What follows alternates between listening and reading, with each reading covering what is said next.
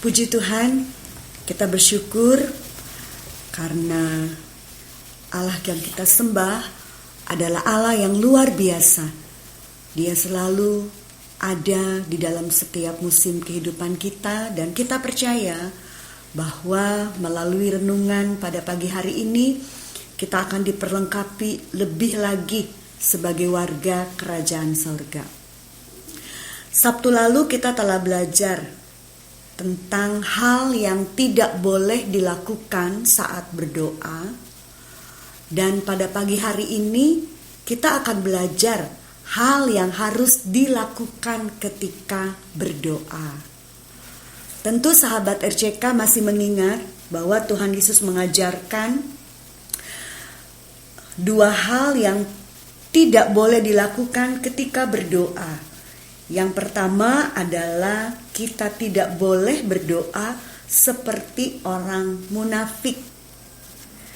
Dan yang kedua, kita tidak boleh berdoa seperti orang yang tidak mengenal Allah, yang mengucapkan kata-kata yang bertele-tele atau kata-kata yang tidak tulus hati, ya, yang hanya ucapan-ucapan yang diulang-ulang tanpa dilakukan dengan iman.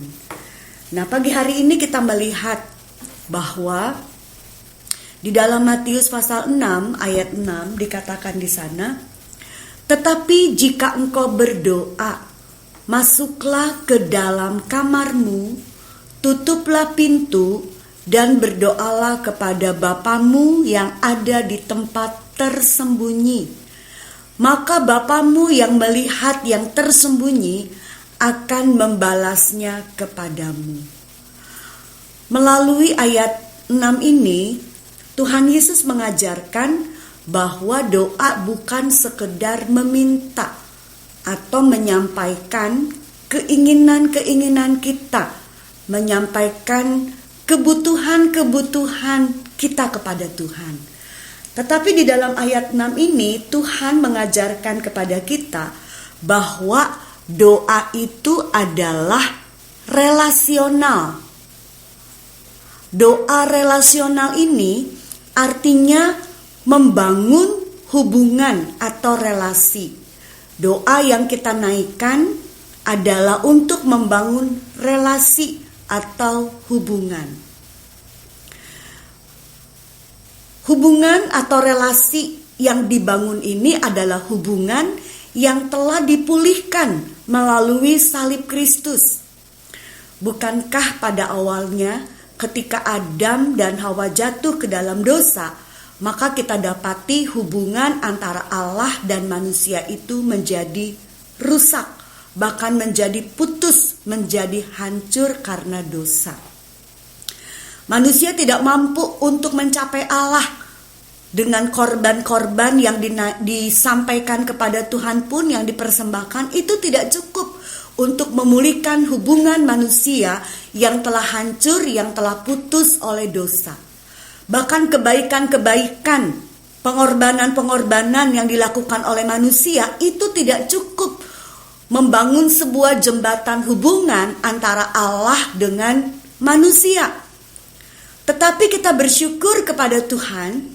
Tuhan menjadi manusia di dalam Yesus Kristus, dan melalui pengorbanan Kristus Yesus itulah maka hubungan yang telah putus, hubungan yang telah hancur tersebut dapat terkoneksi kembali, dapat tersambung kembali. Nah, hubungan yang telah pulih tersebut antara Allah dan manusia melalui Kristus Yesus itu harus dipelihara. Dan salah satu memelihara hubungan tersebut melalui doa. Itu sebabnya di dalam ayat 6 ini Tuhan Yesus mengajarkan bahwa doa itu adalah relasional. Doa itu adalah sebuah hubungan. Ya. Nah, bagaimana kita dapat membangun hubungan tersebut? Mari kita perhatikan di dalam ayatnya yang ke-6. Kalau kita melihat di sana, Tuhan Yesus mengajarkan masuk ke kamar dan tutup pintu. Apakah makna dari frasa yang berkata, masuklah ke dalam kamar dan tutuplah pintu? Bapak Ibu yang dikasihi Tuhan, sahabat RCK dimanapun saudara berada, saya memperhatikan di dalam kata masuk di sana itu menggunakan kata erserkomai, masuk ke dalam untuk menguasai. Ya, berarti kalau kita melihat kata menguasai di sini menunjuk kepada seseorang yang dapat menguasai suatu pekerjaan, suatu pelajaran, atau dengan kata lain dia mahir. Ya. Jadi kalau kita dapati di sini masuk ke kamar, tutup pintu, ya, ini menunjukkan kepada kita bagaimana kita bisa masuk ke dalam. Karena kalau kita dapat ini konteksnya adalah doa, masuk ke dalam hadirat Tuhan untuk kita menjadi mahir. Kalau kita tahu yang disebut dengan mahir di sini, itu artinya kita memiliki sebuah kemampuan-kemampuan. Berarti di dalam doa, kalau kita masuk ke dalam hadirat Tuhan, maka di sana kita akan mendapati kemampuan-kemampuan kita, kemahiran-kemahiran kita di dalam kita menyelesaikan atau menangani pekerjaan dan lain sebagainya, kita akan sampai kepada tahap yang disebut mahir.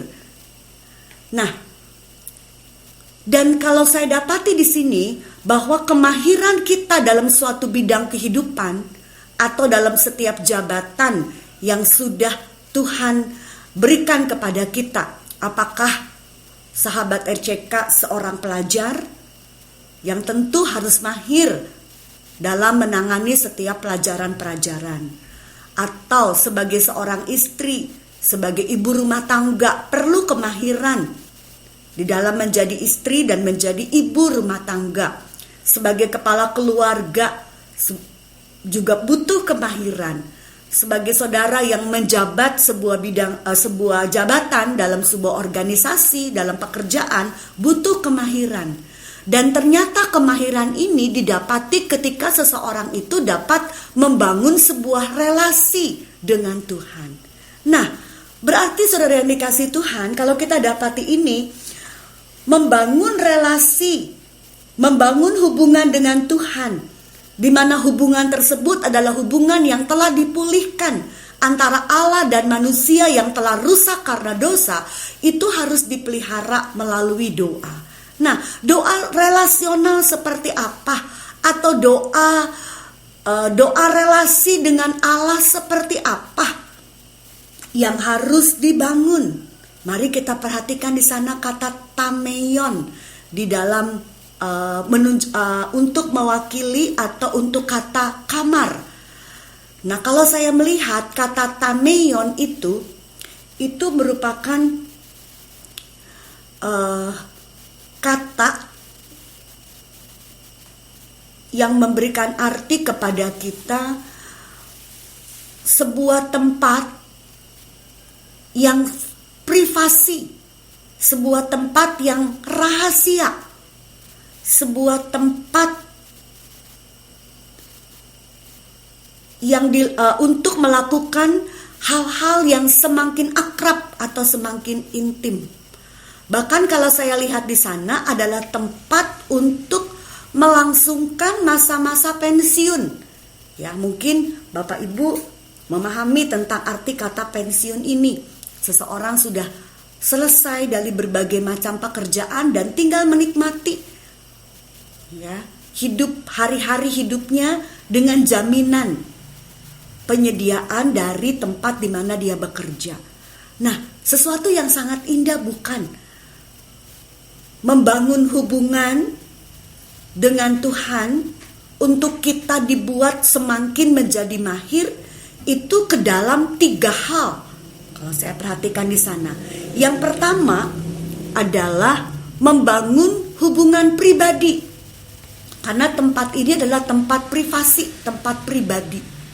Jadi ketika kita membangun hubungan kita dengan Tuhan melalui doa, maka hubungan kita dengan Tuhan yang kita sudah peroleh melalui Kalvari, melalui korban Kristus di atas kayu salib, itu kita harus bangun sampai hubungan kita dengan Tuhan itu menjadi sebuah hubungan yang pribadi.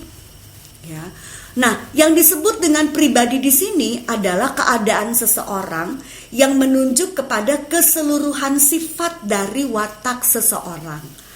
Maka doa itu harus membangun hubungan pribadi antara kita dengan pribadi Allah.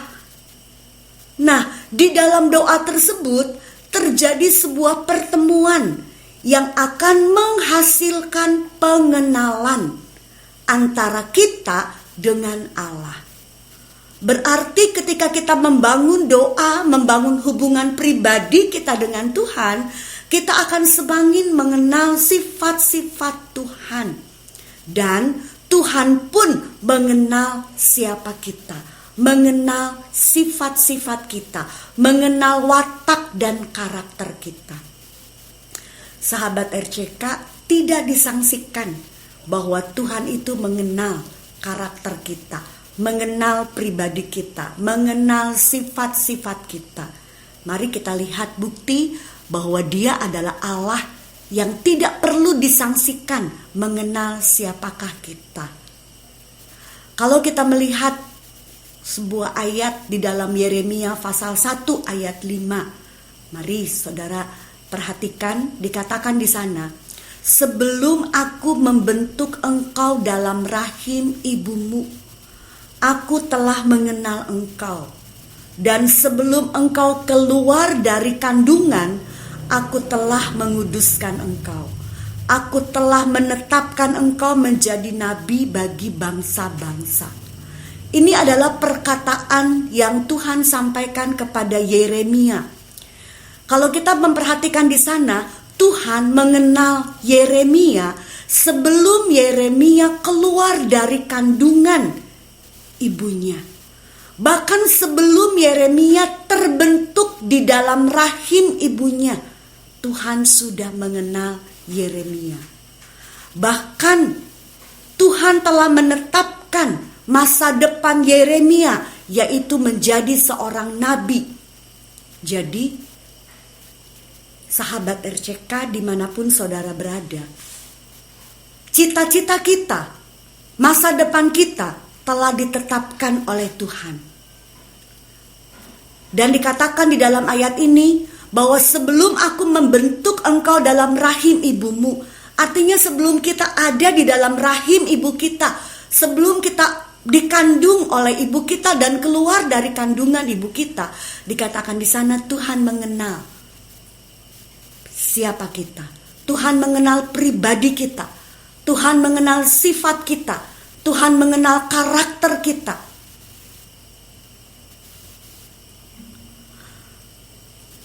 Itu Yeremia. Dan kalau kita juga melihat Daud, saudara, di dalam Mazmur 139 ayat 13 dan 16 dikatakan di sana, sebab engkaulah yang membentuk buah pinggangku, menenun aku dalam kandungan ibuku. Ayat 16, mataku melihat selagi aku bakal anak, dan dalam kitabmu semuanya tertulis hari-hari yang akan dibentuk sebelum ada satupun daripadanya. Kita melihat lagi di sini pengalaman Daud. Ya. Di dalam ayat ini jelas dikatakan bahwa Tuhan melihat Daud selagi aku bakal anak. Sebelum dia ada di dalam kandungan ibunya, Tuhan melihat, Tuhan mengenal siapakah Daud. Dalam ayat 1 dikatakan, Tuhan, engkau menyelidiki dan mengenal aku. Kalau kita melihat sejarah Daud itu adalah anak yang paling kecil dan tidak dianggap. Ketika ada pesta perayaan di dalam rumahnya, Daud itu hanya tinggal di padang, menggembalakan kambing domba. Sedangkan kakak-kakaknya seorang yang punya perawakan tinggi dan besar, dan dia bekerja di pemerintahan Raja Saul. Tetapi kalau kita melihat di sini, ketika perayaan itu ada di rumah Daud, karena dikatakan Tuhan itu mengenal Daud, Tuhan yang membentuk Daud, hari-hari pembentukan Daud itu semua tertulis dalam kitabnya Tuhan. Jadi apapun yang terjadi di dalam kehidupan Daud itu semua sudah ada di dalam kitabnya Tuhan. Semua sudah tertulis, berarti tidak ada satupun yang luput dari pemandangan mata Tuhan.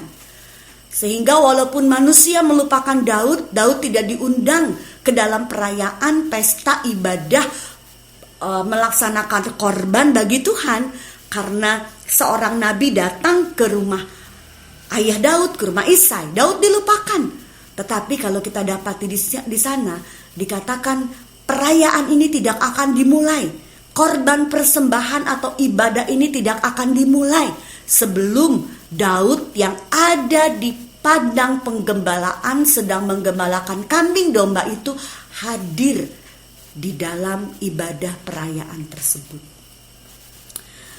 Jadi kalau kita dapati di sini, saudara, Tuhan itu mengenal siapa Daud. Sehingga di dalam ayat 2 dalam Mazmur 139 dia berkata, "Engkau mengetahui kalau aku duduk atau berdiri. Engkau mengerti pikiranku dari jauh. Engkau memeriksa aku kalau aku berjalan dan berbaling. Segala jalanku kau maklumi. Sebab sebelum lidahku mengeluarkan perkataan, sesungguhnya semuanya telah kau ketahui ya Tuhan." Jadi saudara lihat di sini, Daud berkata bahwa pada waktu dia duduk, pada waktu dia berdiri, pada waktu dia berjalan, pada waktu dia berbaring, Tuhan mengenal. Tuhan mengenal pikiran kita, bahkan saat ini pun apa yang engkau pikirkan, Tuhan tahu dan Tuhan mengenal, karena tidak ada yang tersembunyi di hadapannya. Bahkan sebelum kita mengeluarkan setiap perkataan-perkataan, firman Tuhan katakan semuanya diketahui oleh Tuhan. Nah, tidak diragukan bukan bahwa Tuhan mengenal kita. Pada waktu kita duduk, pada waktu kita berjalan, pada waktu kita berbaring, bahkan pikiran kita, apa yang akan kita ucapkan, Tuhan tahu. Jauh sebelum kita dilahirkan, Tuhan juga sudah mengenal kita. Bahkan Tuhan sudah tahu di kemudian hari kita bakal menjadi apa.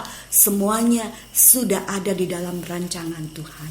Karena itu Daud berkata di dalam Mazmur 139 ayat 14, "Aku bersyukur kepadamu oleh karena kejadianku dahsyat dan ajaib.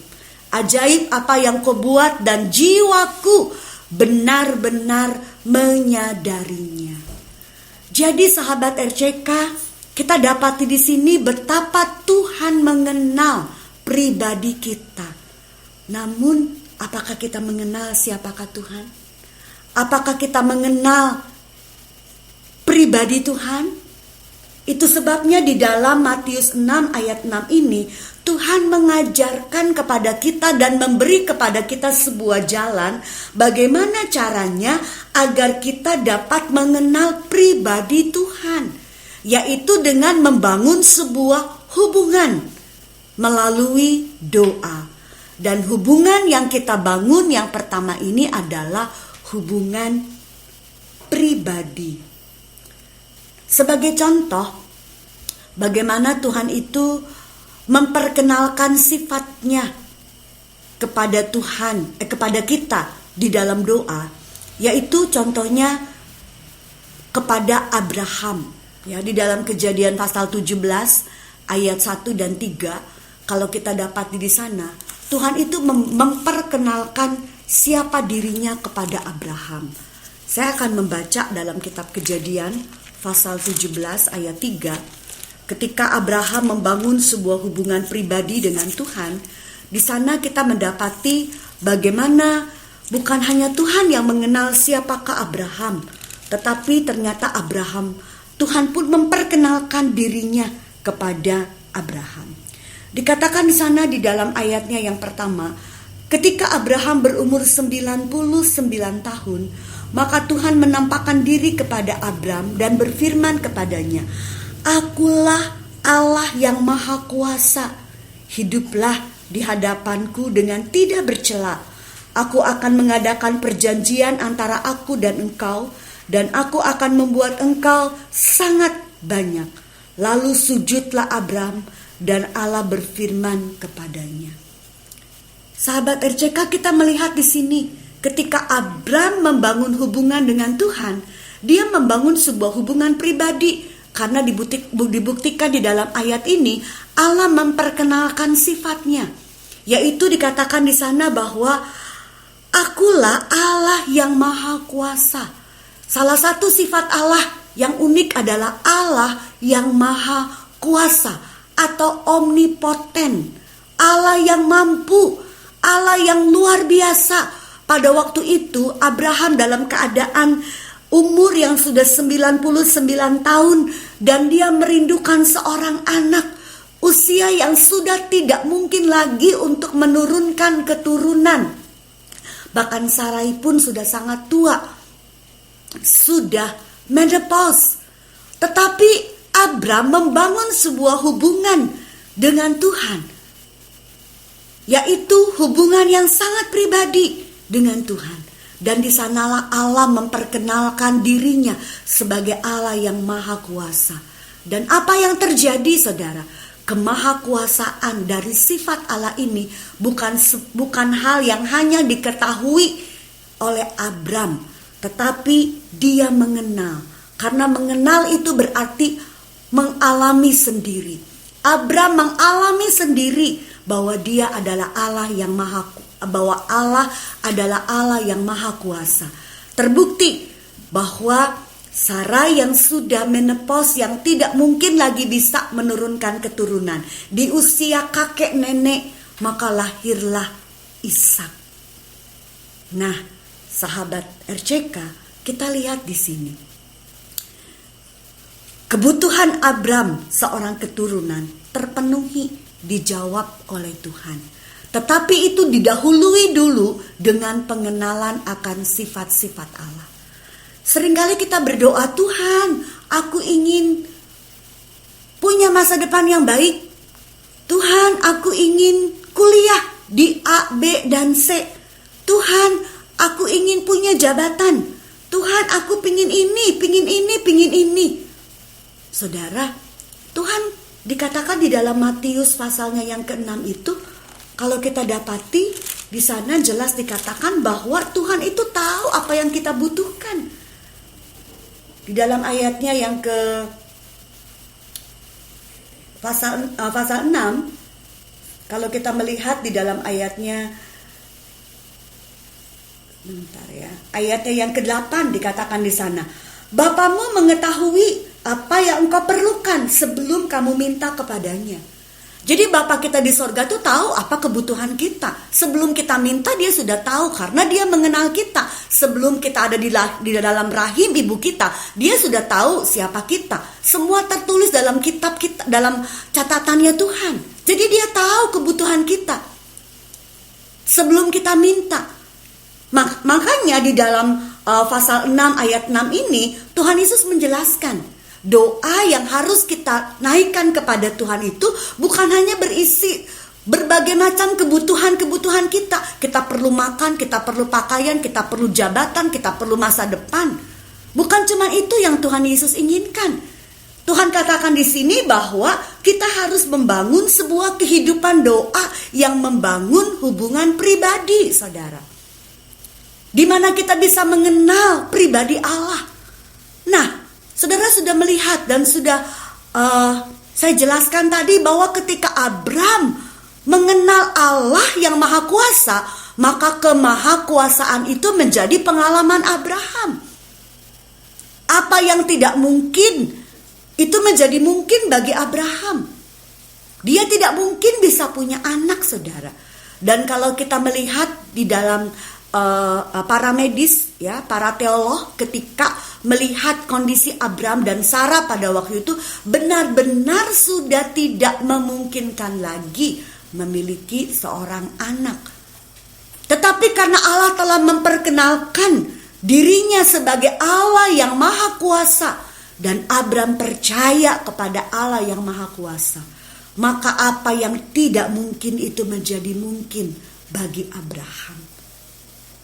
Nah, sebab itu sahabat RCK, betapa penting ya kita membangun hubungan pribadi dengan Tuhan. Kita maunya itu semua doa-doa kita tentang apapun dijawab oleh Tuhan. Saya katakan itu sudah pasti, karena di dalam ayat ini katakan bahwa Bapamu itu mengetahui semua kebutuhan-kebutuhan kita. Yang jadi masalah itu sejauh mana kita membangun hubungan pribadi kita dengan Tuhan, saudara. Sejauh mana kita mengenal Tuhan kita. Sejauh mana kita mengenal sifat-sifat Tuhan. Banyak sifat-sifat Tuhan yang perlu kita kenal, bukan cuma kita ketahui. Saudara, kita tahu presiden kita itu Jokowi, Bapak Jokowi. Tapi apakah kita mengenal Pak Jokowi? Sifat-sifatnya. Hanya orang yang dekat dengan Bapak Jokowi yang mengenal sifat-sifat dari Bapak Jokowi sebagai Bapak Presiden kita. Demikian juga dengan kita. Semakin kita mengenal Tuhan kita, kita kenal sifat-sifat Allah kita. Dan itu akan membuat kita yakin untuk menjalani hari-hari kita dalam rancangan Tuhan. Kekhawatiran kita akan sirna, ketakutan kita akan masa depan itu akan lenyap, dan kita akan terus melangkah di dalam pimpinan Tuhan. Karena apa? Karena kita mengenal siapakah Tuhan kita. Dan itu hanya dimungkinkan kalau kita membangun hubungan pribadi dengan Tuhan. Karena itu sahabat RCK, jangan kita pusing dengan berbagai macam kebutuhan, keperluan kita di dunia ini. Karena dikatakan di sana, Bapamu mengetahui apa yang kamu perlukan sebelum kita minta. Tetapi mari kita sibuk membangun relasi yang pribadi dengan Tuhan. Berapa lama saudara memberi waktu untuk berdoa, untuk membaca Alkitab, untuk merenungkan firman Tuhan? Bukankah tidak 1/10-nya, bukan? Kalau kita punya waktu 24 jam, harusnya kita bisa memberikan 2 jam 40 menit untuk Tuhan. Membangun relasi kita dengan Tuhan semakin pribadi. Wah, kalau kita baca Alkitab belum 10 menit, belum 1 pasal aja, kita langsung lihat berapa ayat sih, kok gak habis-habis. Kayaknya lama. Terlalu minim kita memberikan waktu bersaat teduh dengan Tuhan. Akhirnya kita tidak mengenal Allah kita yang sangat luar biasa. Sehingga kita setiap hari hidup dalam kekhawatiran, dalam ketakutan, bahkan tanpa kepastian tentang hari esok. Kita gak tahu kita akan jadi apa nanti. Kenapa, saudara? Sebenarnya karena kita tidak mengenal pribadi Allah. Tidak mengenal Bapa kita. Tidak ada Bapak yang tidak memikirkan hari esok anaknya. Tapi karena kita tidak mengenal Allah kita sebagai Bapa kita dengan segala sifatnya, akhirnya kita menjalani hari-hari kita seperti orang yang tidak tahu tentang akan hari esok. Orang yang khawatir, orang yang bingung. Tidak punya rasa percaya diri. Karena apa? Sesungguhnya karena kita tidak mengenal Allah kita. Tetapi kalau kita mengenal Allah kita, meskipun kita mungkin seperti Daud yang dikucilkan, yang tidak dipandang oleh keluarganya sendiri, ya, oleh masyarakat mungkin, saudara, tidak dikenal, tidak dipedulikan. Tetapi Daud itu punya percaya diri yang sangat besar akan hari esoknya. Dia tidak marah ketika tidak diundang ke dalam pesta perayaan korban pada waktu itu. Dia tidak iri hati, dia punya rasa percaya diri yang besar. Karena dia tahu tentang hari esok, karena dia punya Allah yang dia kenal, saudara. sehingga dia menjalani hari-harinya itu efektif. Hari-harinya dia jalani dengan penuh arti. Hari-harinya dia jalani dengan meningkatkan kapasitas diri, membangun diri. Pemuda remaja perlu membangun diri. Daud pada waktu itu belum 17 tahun, masih sangat muda, tetapi dia tidak membuang harinya untuk hal-hal yang tidak berguna. Dia meningkatkan dirinya. Dia belajar, dia bermain musik, dia mendengar suara Tuhan, dia mengembalakan kambing domba ayahnya. Dia punya skill yang sangat luar biasa yang akhirnya menghantar itu menjadi seorang raja yang hebat. Kenapa dia tidak membuang waktu? Karena dia mengenal siapa Allahnya. Nah, sahabat RCK, saya mengajak, mari bangunlah hubungan pribadi dengan Allah melalui doa, melalui saat teduh dengan Dia. Buka telinga yang lebar kepada Dia. Sangat banyak waktu yang Tuhan berikan kepada kita. Bahkan dengan canggihnya teknologi yang ada, kita bisa belajar banyak. Ada banyak kesempatan yang Tuhan berikan kepada kita. Selanjutnya, kita juga melihat bagian yang kedua. Selain hubungan pribadi, yang kedua adalah membangun hubungan intim dengan Bapa kita. Kata intim itu berarti akrab, karib, rapat. Dan ini menunjukkan seberapa dalam, seerat apa hubungan yang dijalin antara kita dengan Bapa kita. Sekali lagi, hubungan intim dengan Bapa itu menunjukkan seberapa dalam dan erat hubungan yang dijalin antara kita dengan Bapa.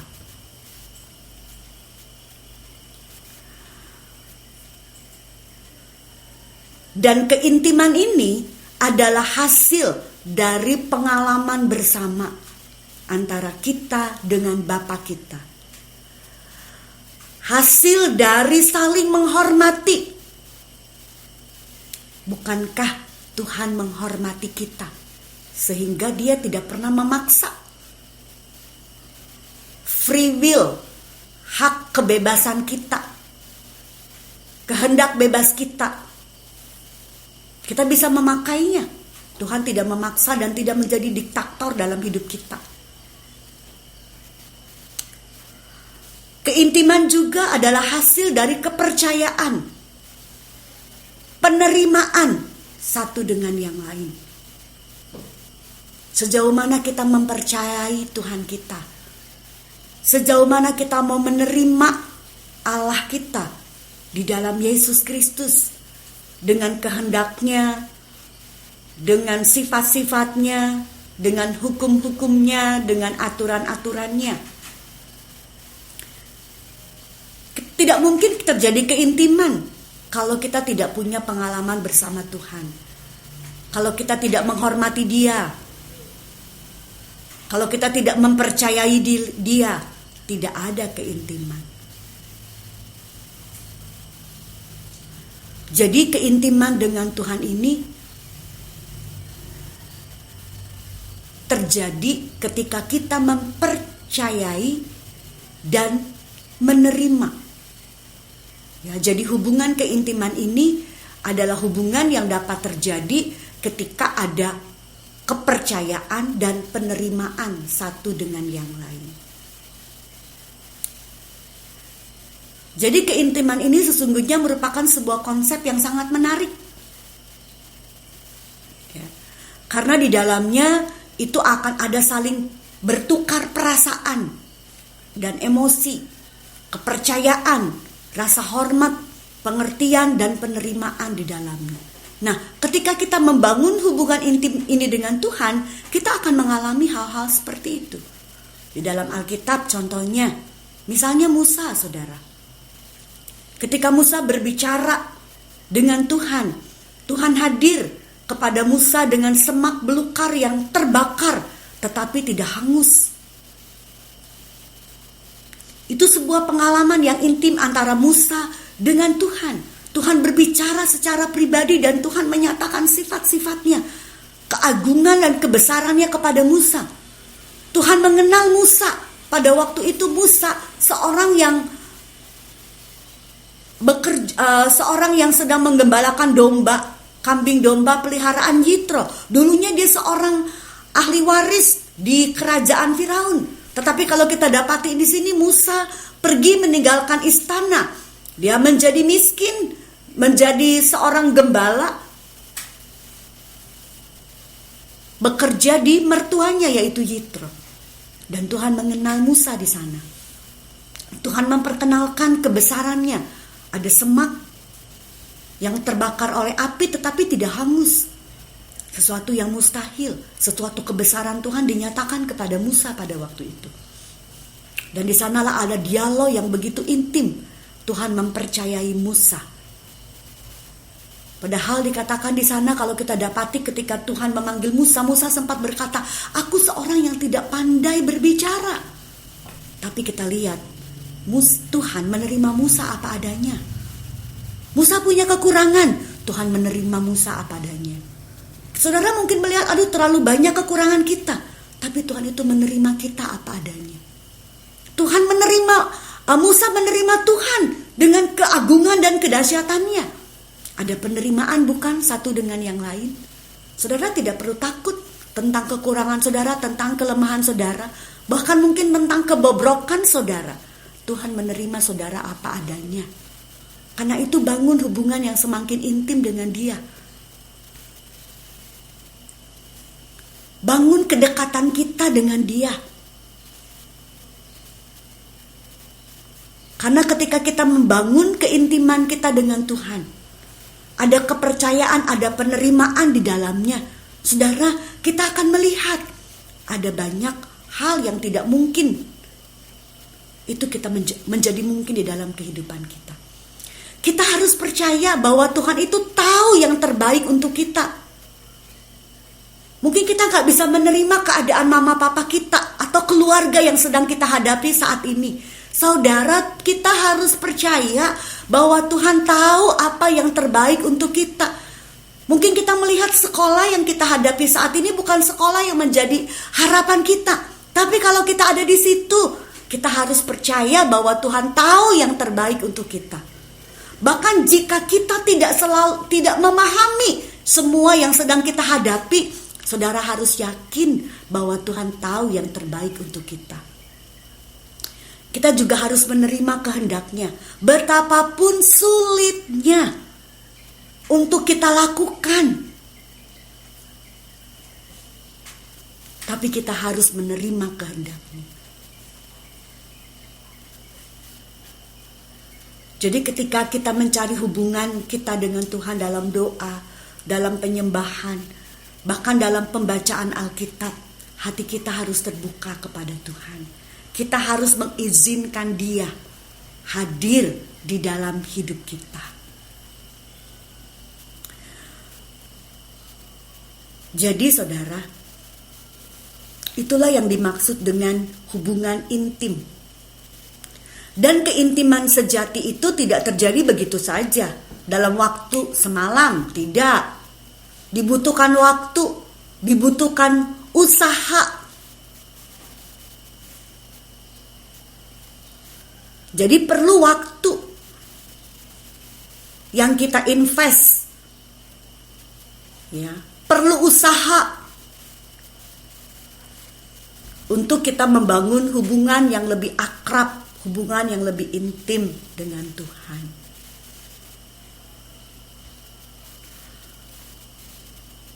Itu sebabnya sahabat RCK, mari kita sibuk dengan Tuhan. Bukan sibuk menyampaikan keinginan-keinginan dan kebutuhan kita, tapi sibuklah membangun hubungan. Karena semua yang kita inginkan itu sudah Tuhan tahu. Ayat ini katakan Tuhan mengetahui apa yang kamu perlukan. tapi sibuklah membangun hubungan sampai kepada tingkat yang ketiga, yaitu membangun hubungan rahasia dengan Bapa. Banyak hal yang ingin Allah sampaikan atau percayakan kepada kita, rahasia-rahasia dari kerajaan sorga. Ingin Dia kemukakan kepada kita, agar kita dapat menghadirkan kerajaannya di muka bumi ini. Dan itu hanya bisa dibangun kalau kita sudah melewati 2 tahap tadi, hubungan pribadi, hubungan intim. Maka hubungan rahasia dengan Bapa ini juga akan menjadi bagian kita. Rahasia Allah tidak tersembunyi lagi atas hidup kita, dipercayakan kepada kita dan dapat kita bawa kemanapun kita pergi. Dan kita bisa menjadi mitra-mitra dari penata layanan kasih karunia di bumi ini, menghadirkan Kristus, menghadirkan Injil kerajaan sorga dimanapun. Akan terjadi terobosan-terobosan dimanapun saudara ada, dalam keluarga, dalam pekerjaan, di tempat studi, dimanapun. Karena apa? Karena ada rahasia-rahasia ilahi yang dinyatakan kepada kita dan kita bermitra dengan Dia untuk melaksanakan penata layanan dari kasih karunia Allah. Itu sebabnya sahabat RCK, ini adalah hal yang harus kita lakukan di dalam doa. Terpujilah nama Tuhan. Mari pada pagi hari ini kita datang kepada Tuhan di dalam doa kita. Kita mau dekatkan diri kita kepada Tuhan. Kita angkat pujian, hanya dekat Allahku, rasa tenang hatimu.